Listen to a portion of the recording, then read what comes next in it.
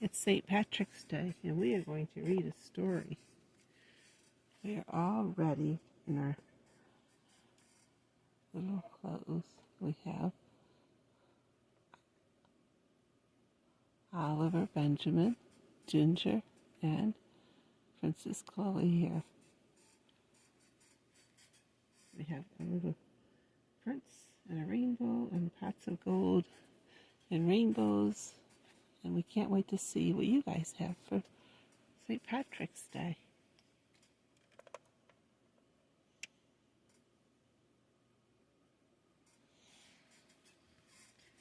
So, St. Patrick's Day in the Morning by Evie Bunting.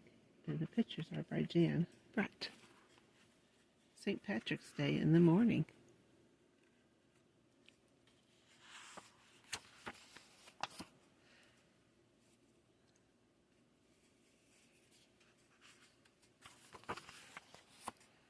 Jamie awakened early and remembered that it was St. Patrick's Day. He climbed carefully over his big brother Kevin and his bigger brother Sean.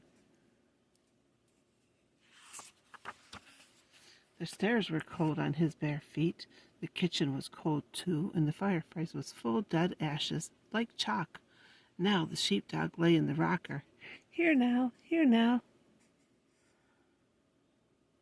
Jamie tried to snap his fingers the way that Sean did, but Nell curled herself into the cushions, and Jamie sat in the warm spot where she had slept. St. Patrick's Day in the morning, the green sashes were laid out on the table, and the big one was Dad's. The next biggest was Sean's, and the next biggest was Kevin's, and their fringes were crusted with gold, and there was no sash for Jamie.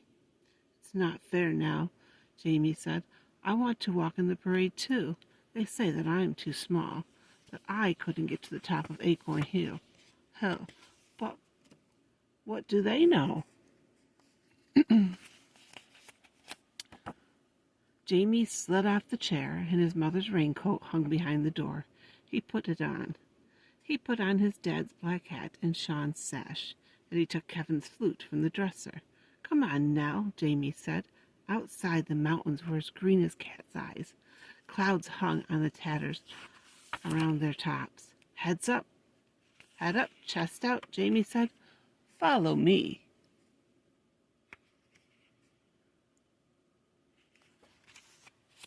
They marched down the street, and none of the chimneys were smoking yet, and milk bottles stood on front steps, waiting to be in.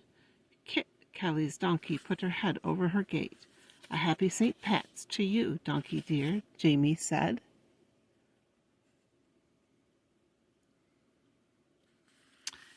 He lifted his hat the way that his dad did to the ladies. Kit Kelly's donkey curled her lip. Silly donkey, Jamie said. What do you know? The sky was the color of his mother's pearl brooch and the one that she wore on Sundays. Jamie marched down the middle of Main Street past the shuttered shops. Barney the baker was a white blur behind his window. There was a whiff of baking bread, and Nell turned her head toward the smell and drooled. Come on, Nell, Jamie said. Humble the hen man trundled his wheelbarrow along the footpath. His eggs were piled in it, all brown and white. Good morning to you, Jamie said. I see your hens are laying well. It's the sweet corn and the sweet talk that I feed them, Humble said. Pick yourself an egg, Jamie, and Jamie took a brown one off the top. It was still warm from the hen. Happy St. Pat's, Jamie said, and lifted his hat, and he put his egg safe in his pocket. Jamie and Nell walked under the arches that spanned the street, and Jamie wet the end of the flute with the spit like Kevin did. And then he blew it, and oh, the sound that he made. He puffed his cheeks, his fingers danced across the windholes, and Nell howled and put her tail down. Silly Nell. And what did she know?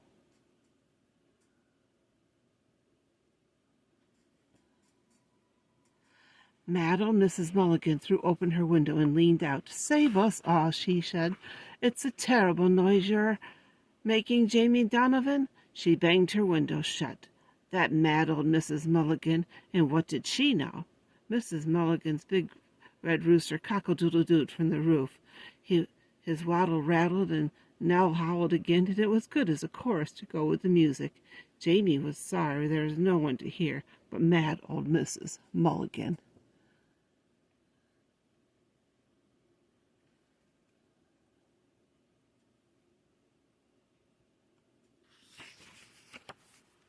It was hard climbing up Acorn Hill with all Jamie's breath going into the music.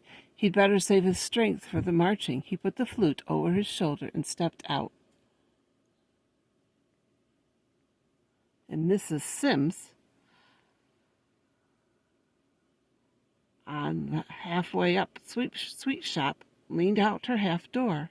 "You're the early ones," she said. "Come on in, Jamie. You likely could use some refreshments."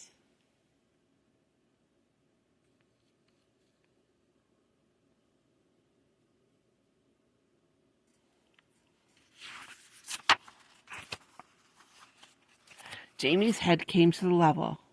Mrs. Sims' counter. Bottles of ginger ale stood on it. When he looked through the when he looked through the bottles, everything looked orange. When he looked through, Mrs. Sims gave him a bottle all for himself.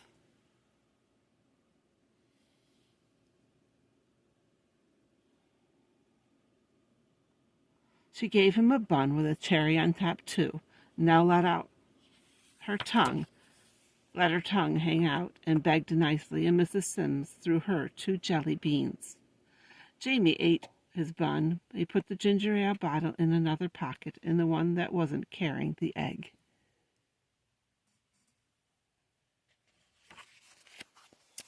"Here's a wee flag for you, too," Mrs. Sims said. "You can wave it later on at the parade." And Jamie sniffed, and Mrs. Sims was nice. But what did she know? Wasn't this the parade? This very minute? And him in it? He took the flag away. "We'll have to be getting on, Mrs. Sims," he said. "We've a brave bit still to go." "Ah," said Mrs. Sims, "you'll be saving a good place for yourselves for the watching." Jamie nodded. "Come on now."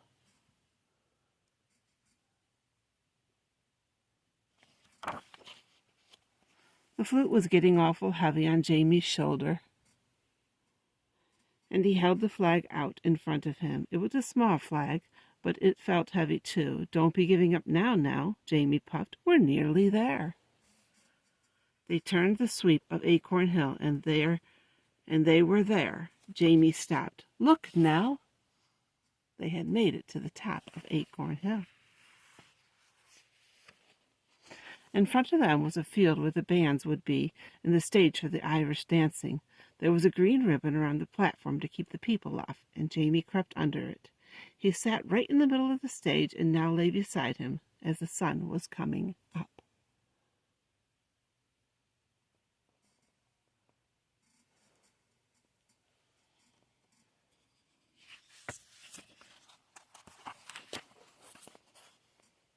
Jamie took the cap off his ginger ale and drank, and he poured some in his hand for Nell. "And all of them were saying I was too small," he said. "What do they know? The sun jumped up like a firecracker from behind the mountain. A happy St. Pat's to you, son," Jamie shouted. The words made a great shimmer of the sound of emptiness all through the hills. Jamie pushed Nell's head from his knees and stood up, and the last drop of ginger ale was gone from the bottle. He stuck the green and yellow flag in it, and then put the bottle right in the middle of the stage. "See," he told Nell, "that means we were here first. We did it, no matter what they say. Now we can go home." It was easy to go down Acorn Hill. There was nothing to it at all.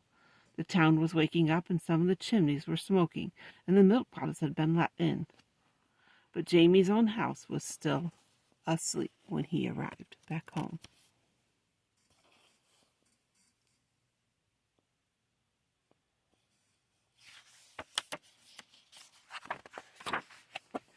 He opened the back door, and the clock tick-tocked. The turf Ashes lay in their white drifts, and Jamie took off his mother's coat. He set Hubble's egg on the table. He climbed in the rocker, and now jumped beside him. He laid the flute across his knees and closed his eyes. Oh, the music he'd made! They'd not hear the likes of it all day, and wait till they see the flag, the mystery of it, the wondering there'd be. There was feet coming down the stairs, but his eyes were too heavy to lift and look. "Osh! Jamie!" Kevin's voice was soft, sound asleep, and with the sash and the flute and our dad's black hat. "Are you sad now? Then you're not big enough to walk in the parade?" But Jamie had already done the whole parade walk.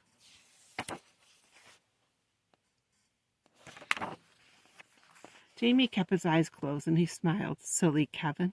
And what did he know? And that is the end of the story.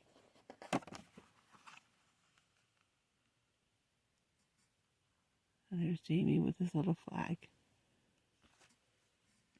Well, thank you for coming along for the story, and we'll be back with more from the Little Silver Spoon Nursery.